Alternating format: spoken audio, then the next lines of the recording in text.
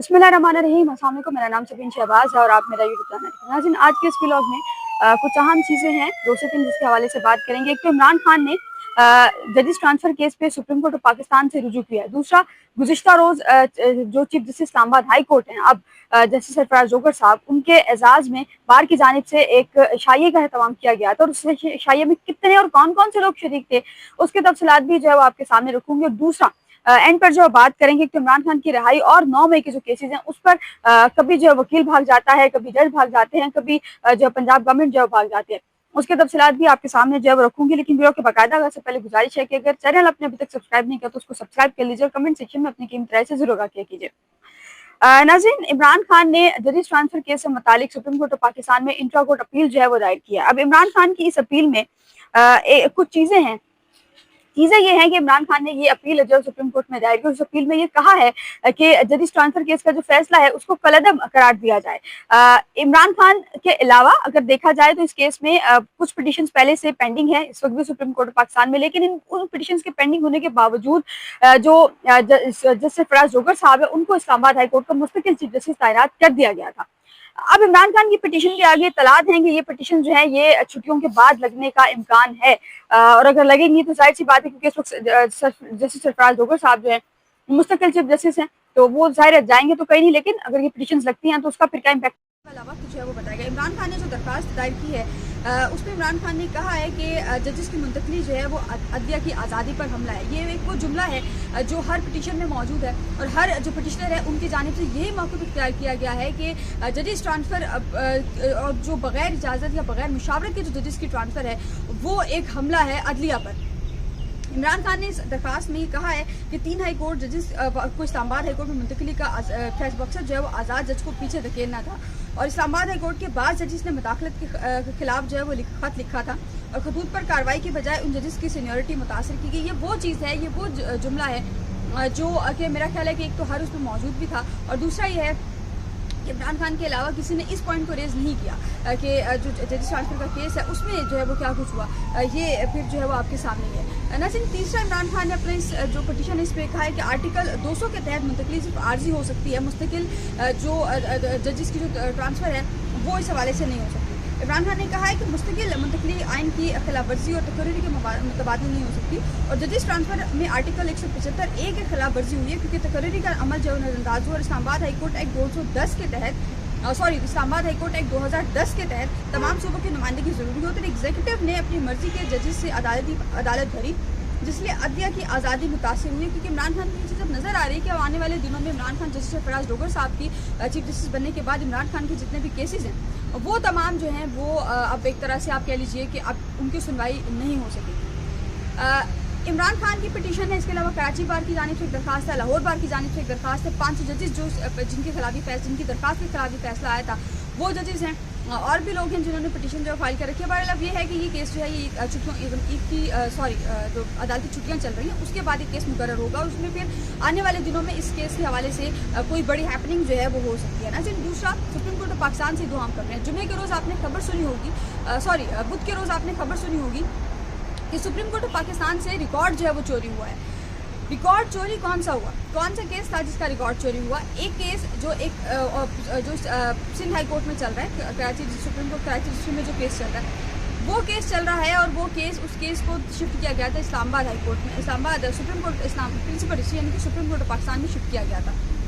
उसका record supreme court of Pakistan मुंतकिल किया जा रहा था और अब इत्तलात ये आ रही हैं, कुछ ज़राए का दावा यह है कि वो केस इंतहाई अहम नौयत का केस था, अरबों रुपए करप्शन का वो केस था जिसका रिकॉर्ड जो है वो चोरी हुआ है। और इस केस की जो समाअत है वो यहाँ पर जब आनी थी तो यहाँ पर भी जो जजेस है उन्होंने करनी थी बेंच, उसके लिए बाकायदा तश्कील दिया जाना था। लेकिन इस केस की जो रिकॉर्ड जो चोरी हुआ है वो एक बहुत बड़ा सवालिया निशान है कि अब हमारी अदलिया की चीज़ें भी महफूज नहीं हैं।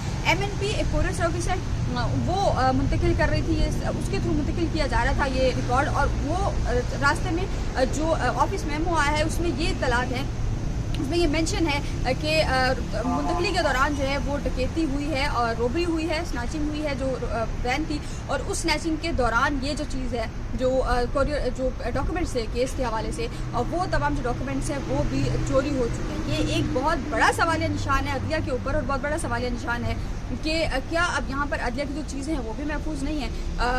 कराची जैसे शहर में क्योंकि कराची की आए दिन हम ये सुनते हैं कि कराची में डकैतियाँ जो बहुत ज़्यादा हो रही हैं। मेरी ज़ाती तौर पर कुछ लोगों से कराची में बात हुई, उनकी जानिब से कहा जा रहा है कि ये बज़ाहिर स्नैचिंग का वाक़या नहीं लग रहा, क्योंकि इस किस्म के जो वाक़यात है वो मोस्टली स्नैचिंग में नहीं होते।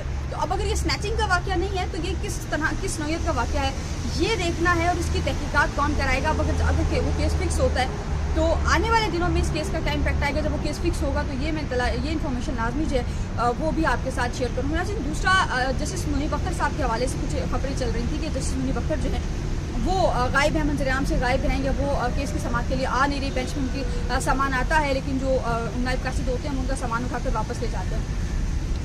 मेरी इस पर कुछ वर्किंग है, वो मैं आपके साथ लाजमी शेयर करती हूँ।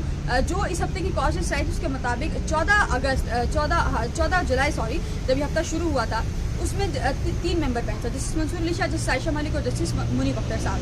लेकिन 17 तारीख को बेंच डिलिस्ट हो गया। 17 तारीख को जस्टिस मुनीब अख्तर साहब मौजूद नहीं थे।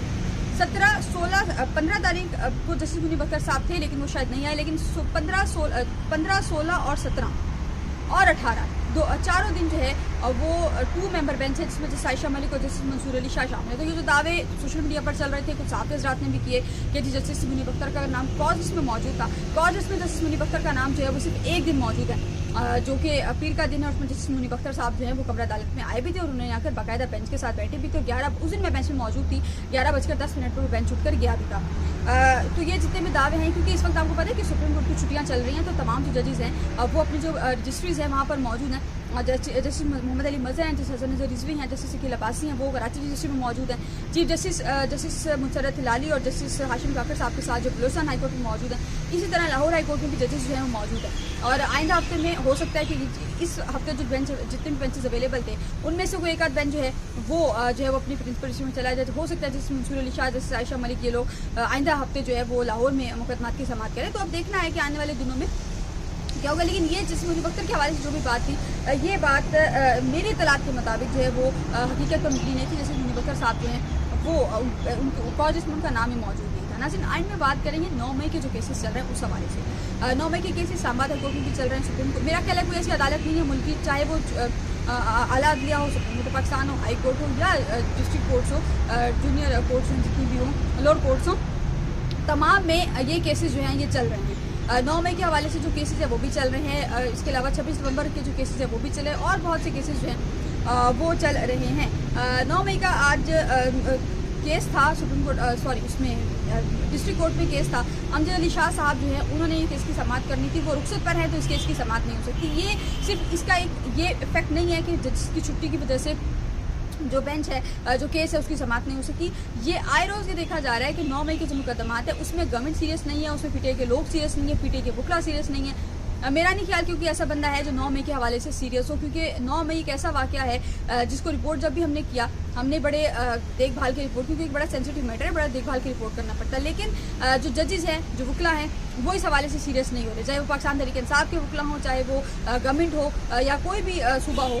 जब उनको यहाँ पर आना पड़ता है, इस्लामाबाद आना पड़ता है या कोई भी और अदालत है वहाँ पर जाना पड़ता है, तो उनकी जानिब से या तो तैयारी के लिए वक्त मांग लिया जाता है या प्रोसिक्यूटर साहब जो है वो ये कह देते हैं कि बेंच पर एतराज़ उठा देते हैं। फवाद चौधरी का केस आपके सामने है, और भी केसेस होंगे। अब चूँकि चीफ जस्टिस ने 4 माह में ट्रायल कोर्ट को हुक्म दे रखा है कि वो ट्रायल जो है मुकम्मल करे, तो अब ट्रायल कोर्ट का इम्तिहान है और ट्रायल कोर्ट मुझे लग रहा है कि इस इम्तिहान में नाकाम जो है वो होगी, क्योंकि 4 माह होने में कभी तकरीबन आगे से 1 महीना शायद बाकी है।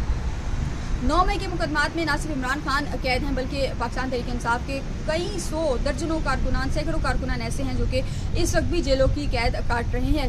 या डॉक्टर यास्मीन राशिद साहिबा की मिसाल आपके सामने, उमर सरफराज चीमा की मिसाल आपके सामने है, और भी बहुत से लोग हैं जो कि 9 मई के मुकदमात में इस वक्त कैद में हैं। और न सिर्फ ये 9 मई के मुकदमात बल्कि और भी बहुत से ऐसे केसेज जिनमें कैद में, लेकिन मेनली जो केसेज है वो कि 9 मई के मुकदमात है, जिसको GHQ हमला केस भी कहा जाता है। 9 मई के केसेस को लेकर गवर्नमेंट कब सीरियस होगी या पाकिस्तान तहरीक इंसाफ के जो वकला है वो कब सीरियस होंगे, जजेस कब सीरियस होंगे, ये जो है वो अब देखना है। और उम्मीद की जा सकती है, हम दुआई कर सकते हैं कि वो जितने भी जज साहिबान हैं वो इस के हवाले से जो है वो सीरियस हो जाए। नाज़रीन, दूसरा जो है वो सुप्रीम कोर्ट ऑफ पाकिस्तान से ये हम खबरें थी, और आइंदा हफ्ते में मुमकिन है कि सुप्रीम कोर्ट ऑफ पाकिस्तान से कुछ बड़ा हो सकता है। लेकिन इमरान खान की राय के हवाले से तहरीक जो है वो शुरू हो चुकी है, और अली मुमकिन साहब भी कह रहे हैं कि 5 अगस्त को ये तहरीक जो है अपनी पीक पर पहुँचेगी। नाज़रीन, फिल वक्त के लिए इतना है। मुझे अपनी दुआ में याद रखें, मैं बहुत ख्याल रखेगा। अल्लाह हाफ़िज़।